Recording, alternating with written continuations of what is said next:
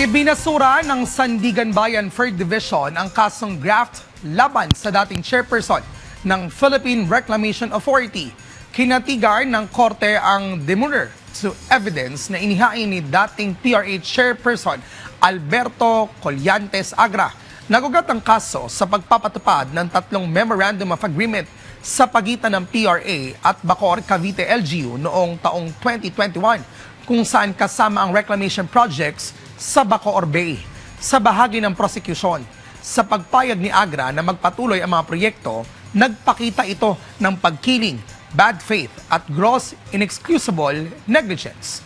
Ito ay sa kabila ng rights of first refusal o ROFR ng Cavite Holdings Incorporated at Cavite Provincial Government. Tumutukoy ito sa isang probisyon sa kontratang nagbibigay sa isang partido ng karapatang maunang bilhin ang isang ari-arian o asset bago ito maibenta ng kabilang partido sa iba. Ayon sa korte, hindi sapat ang iprinisentang ebidensya na si Agra ay kinatawan at iniutos o nagsabi na ipatupad ang naturang mga MOA.